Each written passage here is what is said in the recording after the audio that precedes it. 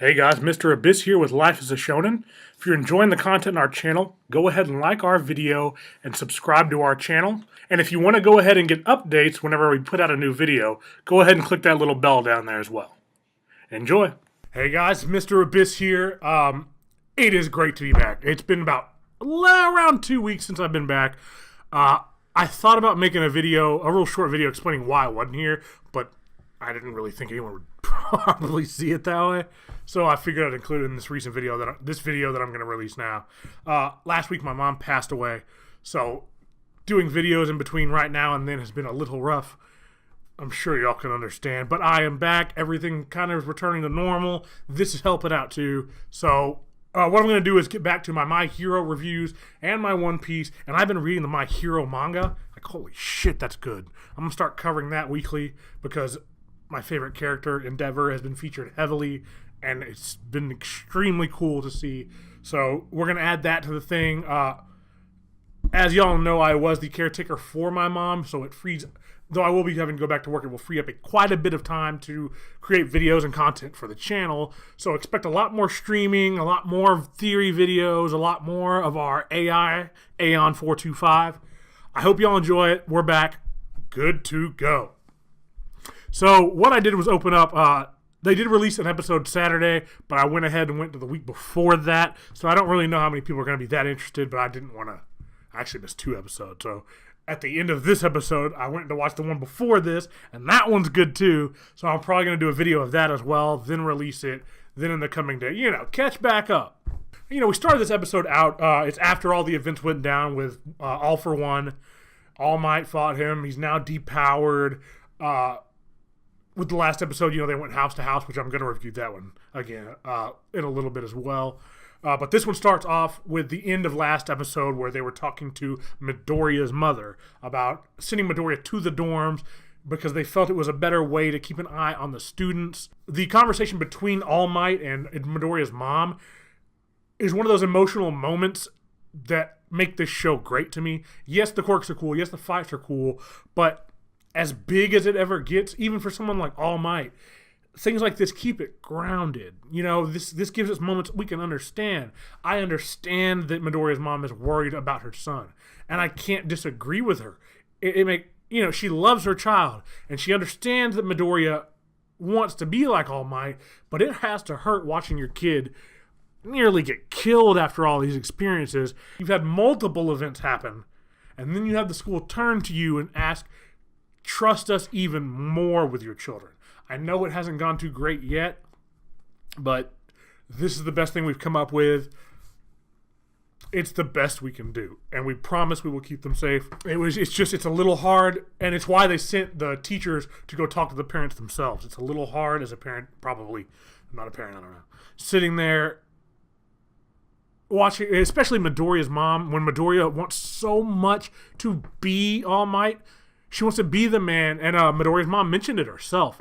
She watched the fight. She saw what went down with All Might and All For One, and I'm sure it scared her to death because she knows that her son desires more than anything on this earth to be in that exact position.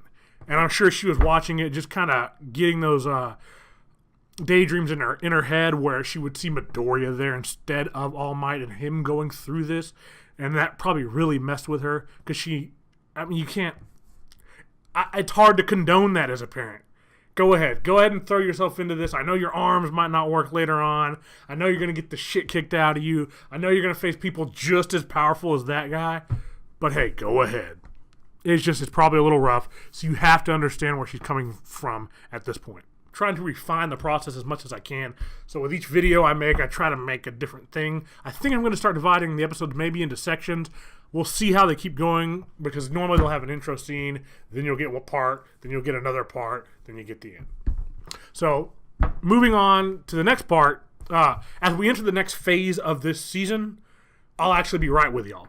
I don't remember at all what happened during this. This is probably one of the sections I skipped over. I had a problem in the past power reading things. I think that comes from, I used to read big novels like The Wheel of Time, The Sword of Truth, things like that. So I'm used to like an 800, 900 to 1,000 page book.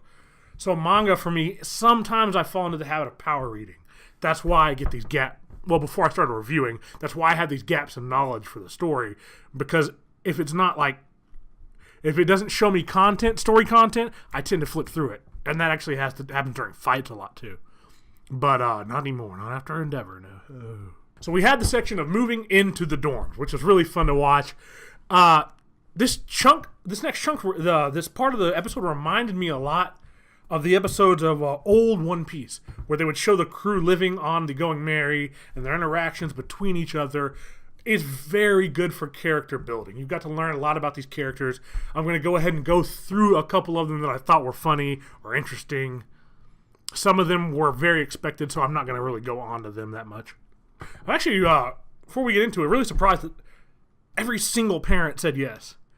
You would think one or two of them were like, nah, bro. Like, this is the third time this has happened. It was Bakugo this time. 2 of the kids got hit by poison gas. Let's go ahead. I mean, one parent, whatever. It really doesn't matter at all. I'm glad they all came back. Probably would have been more annoying if one of them left. Let's keep going.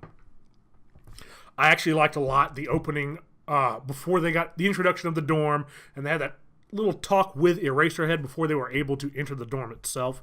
I really, really, really like that. It makes me really, really like Eraserhead even more, because though he can seem like a real hard ass, he really does remind me of Teacher. He really, really reminds me of that kind of attitude but it's not just being a hard ass for no reason. This man really has the kid, like, he meant it. When him and All Might were going in front of those parents and they were talking, he meant this shit. That's what I like. He's no nonsense. Not only is he going to take no nonsense from you, he's not going to give you nonsense from himself.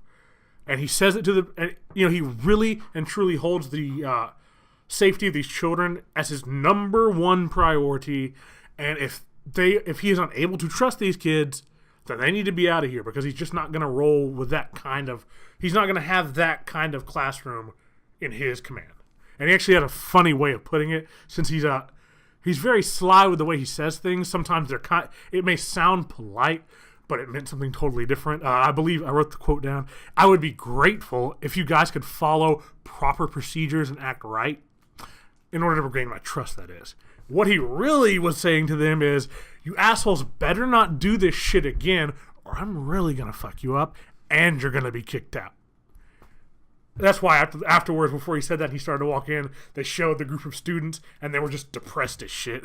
It was a good moment. This was a very funny episode. I refuse to do it, though my heart half expects it, because I said in one of my other reviews that this little chunk, this last arc, was a moment for Bakugo to realize that shit ain't what he thinks it is.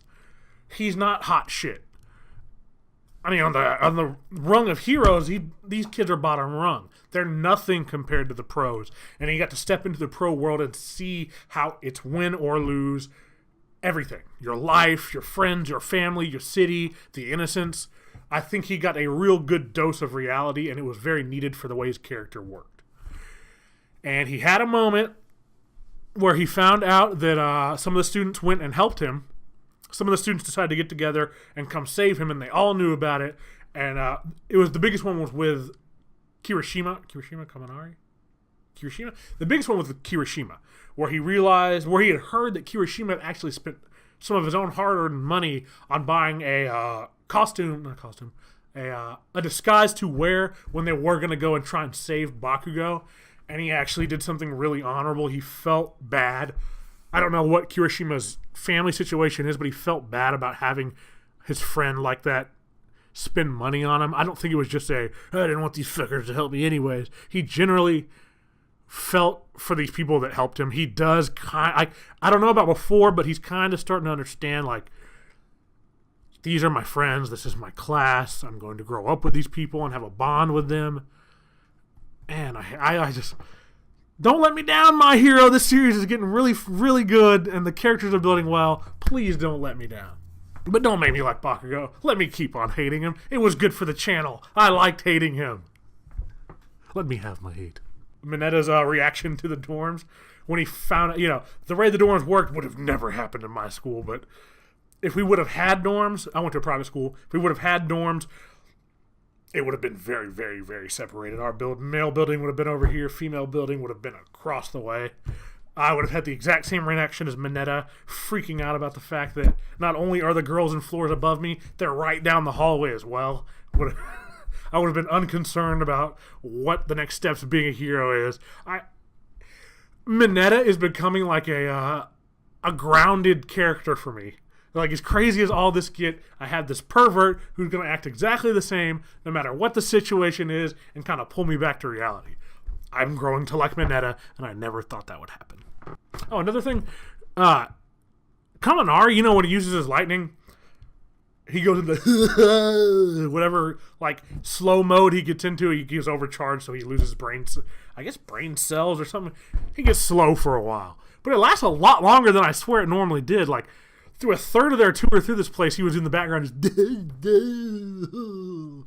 Very funny. It's just those gags that I really do enjoy. Another thing that reminds me of One Piece. Anything that can model points of its story from that's going to be good in my book. Keep it going. I don't even know this creator's name. I really need to look that up because he's going to end up probably being one of the greats. At least shonen-wise, one of the greats. We'll talk. I'm getting off topic as shit. Let's keep going. So after this, we get into the competition of the student rooms, where the girls get together and they decided for everybody that we're going to tour all the boys' rooms and judge and decide who has the best room. Like I said earlier, I'm going to do some of the rooms. Some of them were just so the character, like, and some characters I just hate so much. I'm just not going to, like, the guy with the tail, I will never, ever talk about him unless he is so relevant to the story that I can't possibly help and get away with not talking about him because I hate him. Like, I don't hate him. I actually thought I'm going to do a ranking list later on. One video where I just go down and rank every single student and how I like them and maybe change it up after each arc ends. Something that can, that can grow as the seasons go on. But let's get it started. Room number 1 of my review, Midoriya. And of course, his room is decked out in All Might stuff. I don't know how much they know of Midoriya's obsession. They weren't that surprised anyways. Neither should any of the fans have been. But there was one thing in Midoriya's room that was the most awesome part of the entire episode. It was this little figurine of All Might. I don't know why he's short and fat, but I need this figurine. I don't know where it is. I don't know where I find it, but I will have it one day. If I have to make this shit myself, I'll have it. The next room that I wanted to talk about was Tokoyami's room. Also one of my favorite characters, but not the favorite. This man fought as hard as he could to keep these people out of his room. But sadly enough, he was not enough to keep the 2 girls from pushing him right out of the way. And they entered into his room, and it was exactly what I think everyone expected and hoped it would be. Most emo room I've ever seen in my life. He's got a raven's head, for God's sakes. I think it's a raven's head. It could be a crow, but hey, they're kind of associated with that stuff too, kind of. So it works either way. But of course his room has ancient weapons like a sword. It's extremely dark, like Tokoyami's soul. It was the perfect room to go with him. I really enjoyed seeing that. And I enjoyed their reactions. Midoriya freaking out over the fact that he did have a sword in here. But Tokoyami just wanted them the fuck out of his room. Very good shit. The next room, Aoyama's room, I have no comment. I refuse to acknowledge his existence. Not as much as Squirrel Guy, but Aoyama's weird. I don't really get him yet. They do some interesting stuff with his character later on that I do remember, but we'll get to that when it happens. The next room I wanted to go down was Ida's room. Now, Ida's room was one of those where it's like, of course this is what his room looks like. It's filled with books. He's got manuals on everything. It's a study room. But what got me in the room is like, what the fuck is wrong with Uraraka? She started freaking out when they first got in, and the fact that I guess she is from the country, kind of, I guess. She worked for like her family. What do they do? Construction? Something like that. As we go on in the series, I'm sure I'll get better at knowing these facts that I tend to forget sometimes. But I'm sure the mansion surprised her, and she lost her shit, and they kept throwing up like water. I guess they're supposed to be spit takes, but it just looks like they're throwing up bodily fluids, which throws me off a little bit. But she got into Ida's room, and it was just the very order of the room itself made her lose her shit. I don't know what the hell is going on with her, but it's her gag, and I like it. It's very funny. They refused to go in Mineta's room because the aura of his pervertedness was emanating from within it. So I'm sure they understood we probably shouldn't go here. nor should we let him in his room. But, and this is what made Mineta cool, Mineta, when it comes to women, is like eyes and tear planning.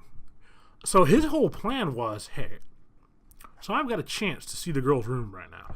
They haven't really mentioned about the fact that we're going to go view their rooms. And I know if I bring this up myself, of course they're just going to laugh and say, ha ha ha, the pervert. Of course he wants to see the girls' room. But that's not what Mineta did. Mineta knew if he got all of the students together and gave a reason for the boys to want to see the girls' rooms, he could have them request it in his place. Therefore, they were acting as his spiritual proxy in that moment. If that didn't sound like Aizen, I don't know what does. But he brought it up, and it worked 100%. It made sense. Appeal to their logic. Don't appeal to the perviness. And the girls couldn't argue. You got to see the boys' rooms on this floor. Why can't we go see your rooms? You said this was a contest, right? And it worked. And he actually get to make it into some of the girls' rooms. I thought that was very funny. Continuing on with the rooms. I loved Kirishima's room. He's so fringe to me. I won't ruin any of the my top characters thing. But he's so fringe. Like, I love him, but I don't know enough about him yet. Kirishima could end up being my favorite guy. I don't know. I loved his room, though. It reminded me, the feel of it reminded me of just being in high school, period. I played football. It reminded me of a manly sports room. He had the boxing, the punching bag in there. You had all the manly spreads on his wall. It was a cool room, and it's something that it was a little more tidy than mine would have been, but it's something that I felt my room would probably have been like. The room that threw me off the most was Sero. I did not expect his room to be a Chinese motif. It was the neatest room I've ever seen in my life. I mean, Ida's room was neat, but like this was fashionably neat. And I did not expect that, but he did say after they were done, when it comes to me, expect the unexpected. I don't know if that's going to be a deep character thing of his, but Sero is one of the students that I would like to see in more things, like Jiro. Jiro needs to be a little more front and center sometimes. I think the creator, I hope it doesn't end up kind of like Naruto, where you have this class of all these interesting students, but some of them fall to the wayside. And I understand, like, I'm trying to write my own story, and I understand now that I'm learning how to structure it, and how you have these things move through the first act and the second act, and how you have these plot points that you have to keep running and moving. Then you have all these characters that you should be able to devote the time to and grow, but I'm sure it gets a little hard sometimes. I mean, we don't have that many, and it's hard now. So imagine if you came up with a class of, what do they have, 12 kids, something like that, and you've got to grow all of them. I mean, your goal should be to grow all of them throughout this entire story. I mean, if you could do that, that's epic shit. But sometimes you do have to just devote the growth to certain ones. I know the grind as a mangaka is probably really, really, really tough. Sometimes people, I saw a meme recently that some mangakas refer to it as slavery nearly. So I can understand if the studio does not, and I know the editor has a lot of power. I'm sure if the editor doesn't want you to focus on these people because of popularity, you may not even be able to. But he's doing a good job of it so far. It's just a fear that I have that I would rather not have come to fruition. They showed Todoroki's room, and if I would have thought of his house, yes, of course it's going to be Japanese motif. But what I didn't expect is, am I the only one, and I love Todoroki, I'm not talking shit about Todoroki, am I the only one to think Todoroki's kind of a weirdo? I mean, he did spend an entire day putting Japanese flooring in his room just because he's not used to it. He's kind of a weirdo. I'm sure that took quite a few hours. I guess I'm probably a little impressed that he knew how to lay down a floor like that. But, little bit of a weirdo. But goddamn, his dad is so cool. If you haven't read the manga, you get to where it's at right now, and you will see how cool Endeavor really is. I want to do a whole video on Endeavor, and I wish I could make it an hour. I don't know enough about him yet, but I want to make it an hour.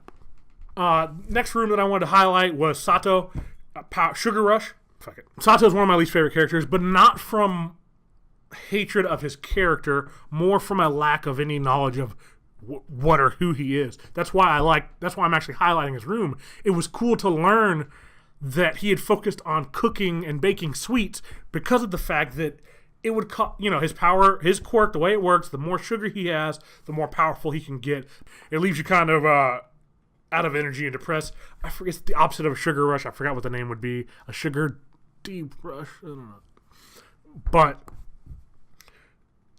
I didn't even think about how he would have to go to stores and buy. Like, he would have to go to Sam's and buy a bulk thing of chocolate or candies for him to be able to eat and carry on him at all times to be able to power up. So it's probably pretty smart to learn how to make sweets yourself. Plus, you could change up the style. I like Reese's, but if I had to eat Reese's every single... Oh, no, I would eat Reese's every time. I take that back. That is incorrect. If I had to eat Reese's every time to power up, that'd be a pretty badass power. Oh, the next room that was awesome was Jiro's. Jiro had the hands-down coolest room. Only a badass has a guitar and a keyboard and a drum set and an amp taller than any of the students in the class in her room. And has the knowledge of how to at least delve into every single instrument in the room. Jiro is cool. Her back's like... erase all the quirks. If I just met them as people, Jiro would probably be the person that is the coolest to me. Another person that I really want you to show some more stuff of, creator. I need more Jiro in my life. Really, other than one other, but I'll get into it in a minute, the rest of the girls' rooms were completely what I expected they were. Just girly rooms. Not too much to say about them. Invisible Girls had some plushies in it. It was very pink. Meh. Acid Girls, kind of the same thing. It was just a little darker pink. Meh.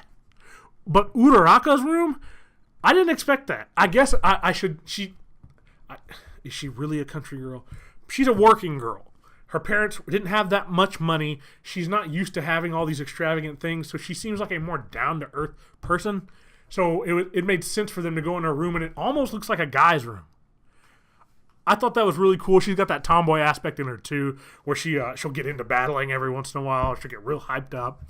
It's very cool to see that aspect of Uraraka's character, especially when I want her. She's not the one. I want her to continue growing as a character and not, please God, don't become just obsessed with Deku. Please don't do that to her. She's too cool and she has too much potential. Just please don't do it. I don't need another Orihime or a Sakura in my life. Not necessary. But I will bring up my girl, Yaoyorozu's room. Holy shit, that's a big bed. That's all I really have to say about that. That's the biggest bed I've ever seen. I like how rich girl she is, and she doesn't even really have any clue that she is that rich. She expected her room to be bigger than this. I can't fault her for that expectation. Not one of such high class as Yaoyorozu. Just listen to that name. Who has a 4-syllable name? Only badass people. Glad to see her room. I like to see their reactions. Pretty much the same reactions as mine. I've never seen shit this big. How did you fill up your room with just your bed? But she's cool. She's enjoyable. I guess it would be really handy. Anything she ever needs. She didn't really have to bring much with her. Because anything she would ever need in the dorm, just pop it out of her arm, just learn a little bit about it. Can she make food from her arm, or does it have to be inorganic? Anyways, that was, before you got into the next scene, you had a moment where everyone kind of realized, Tsuyu's room. Tsuyu at this time was feeling ill and didn't really want to talk to everybody. But we found out later on she had actually... And this shit, I did not expect this emotional end. She felt really bad about what she said. Because if you remember, before they went to go save Bakugo, the group, they went to talk to their other classmates to kind of gauge how they felt about it. If anybody wanted to come, they could. Maybe they were trying to get convinced not to do it. Who knows? But she was one of the ones that spoke out and said, no, you guys shouldn't do this. Y'all keep breaking these rules, and it just reminds me of a villain.